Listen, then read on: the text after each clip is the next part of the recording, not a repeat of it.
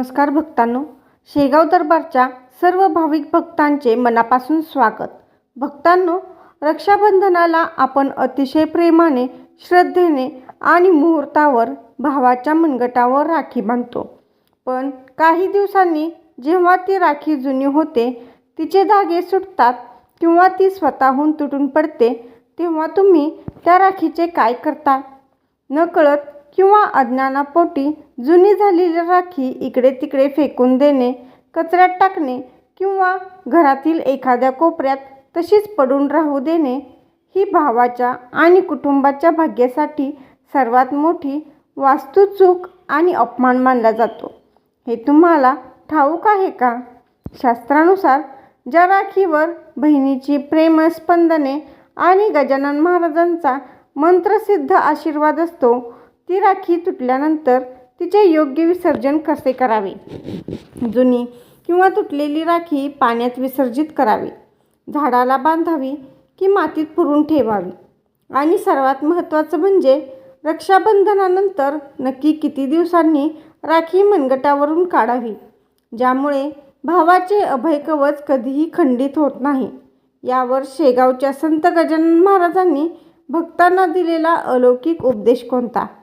आजच्या या विशेष प्रदीर्घ व्हिडिओमध्ये आपण उलगडणार आहोत शेगाव दरबार परंपरेनुसार जुन्या व तुटलेल्या राखीच्या योग्य विसर्जनाची अतिशय सोपी आणि सिद्ध पद्धत. जर तुम्ही तुमच्या भावाच्या रक्षणासाठी आणि घरातील समृद्धीसाठी चिंतित असाल तर हा व्हिडिओ एक सेकंदही स्किप न करता शेवटपर्यंत पहा. चला तर मग सुरुवात करूया आजच्या या अत्यंत बोधप्रद व्हिडिओला.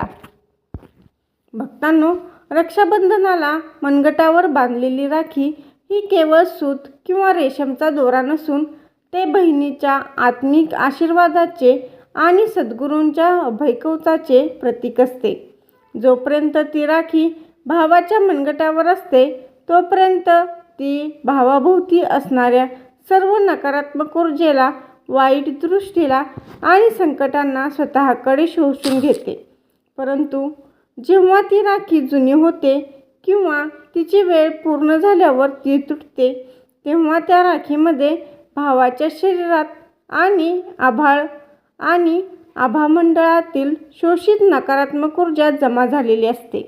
म्हणूनच अशी तुटलेली किंवा जुनी झालेली राखी कोठेही अस्ताव्यस्त फेकणे म्हणजे नकारात्मक ऊर्जेला पुन्हा घरात आमंत्रण देण्यासारखे आहे. बऱ्याचदा लोक काय करतात, राखी तुटली की ती टेबलावर, कपाटात किंवा थेट कचऱ्याच्या डब्यात फेकून देतात.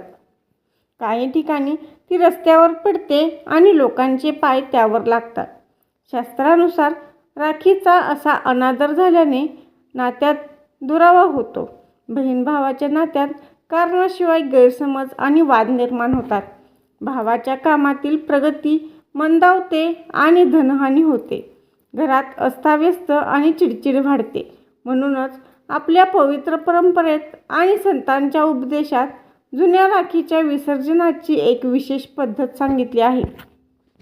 भक्तांनो, अनेकांच्या मनात प्रश्न असतो की राखी नक्की किती दिवस मनगटावर बांधून ठेवावी? रक्षाबंधनापासून ते कृष्ण जन्माष्टमीपर्यंत सुमारे 8 दिवस राखी मनगटावर ठेवणे अतिशय शुभ मानले जाते. जर राखी काढायची असेल तर ती पितृपक्ष सुरू होण्यापूर्वी किंवा अनंतरत्न पिठोरी अमावस्याला काढावी. जर राखी काम करताना किंवा झोपेत स्वतःहून तुटली तर तिचा काळ पूर्ण झाला आहे असे समजून ती तात्काळ सन्मानाने काढून विसर्जित करावी. चला तर मग जाणून घेऊया गजानन महाराजांच्या उपदेशानुसार जुन्या किंवा तुटलेल्या राखीचे विसर्जन कसे करावे. जुनी किंवा तुटलेली राखी एका स्वच्छ लाल वस्त्रात किंवा कागदामध्ये ठेवा. त्यानंतर नदी, तलाव किंवा वाहत्या प्रवाहाच्या पाण्यात गणगण गणात बोतेचा जप करत ती राखी विसर्जित करा. जर आजूबाजूला वाहती पाणी नसेल तर घरातील तुळशीची कुंडी सोडून पिंपळ, वृक्ष, वड किंवा आवळ्याच्या झाडाखाली थोडी माती उकरून ती राखी सन्मानाने गाडून टाका. काळानुसार ती मातीत विलीन होईल. जर राखी गजानन महाराजांना अर्पण केलेली विशेष प्रसादी राखी असेल आणि ती तुटलेली नसेल तर ती वाळवून लाल कपड्यात बांधून तुमच्या घरातील तिजोरीत किंवा पूजेच्या पाकिटात ठेवली तरी चालते. यामुळे लक्ष्मीचा वास राहतो. शेगावचे गजानन महाराज नेहमी सांगायचे, वस्तुनिष्ठ गोष्टींचा अनादर म्हणजे त्यात वसणाऱ्या ईश्वरी चैतन्याचा अनादर. राखीमध्ये बहिणीचे प्रेम आणि ईश्वराचा आशीर्वाद असतो. जेव्हा आपण तिला योग्य विसर्जन देऊन सन्मान देतो तेव्हा बहिणीचे ते अभयकवच भावाच्या पाठीशी कायमचे अमर राहते. भक्तांनो, या रक्षाबंधनाला आणि त्यानंतरही राखीचा योग्य सन्मान करून गजानन महाराजांचा अखंड आशीर्वाद प्राप्त करा. आपला हा शेगाव दरबार परिवार तुमच्या भक्तीमुळे दिवसेंदिवस मोठा होत आहे. जर तुम्हाला आजची ही महत्त्वपूर्ण आणि बोधप्रद कथा आवडली असेल तर कमेंट बॉक्समध्ये आत्ताच पूर्ण श्रद्धेने लिहा जय गजानन आणि गणगण गणात बोते. हा पावन व्हिडिओ तुमच्या सर्व बहिणींपर्यंत, भावांपर्यंत व भक्तांपर्यंत शेअर करा. व्हिडिओला लाईक करा आणि चॅनलवर नवीन असाल तर आत्ताच सबस्क्राईब करा आणि बेल आयकॉन दाबा. चला तर मग पुन्हा भेटूया महाराजांच्या अशाच एका अलौकिक कथेत आणि मार्गदर्शनामध्ये. सर्व भक्तांना रक्षाबंधनाच्या हार्दिक शुभेच्छा. अनंत कोटी ब्रह्मांड नायक महाराजाधिराज योगीराज परब्रह्म सच्चिदानंद भक्त प्रतिपालक श्री संत गजानन महाराज की जय. गणगण गणात बोते. सर्व भक्तांचे कल्याण हो. जय गजानन.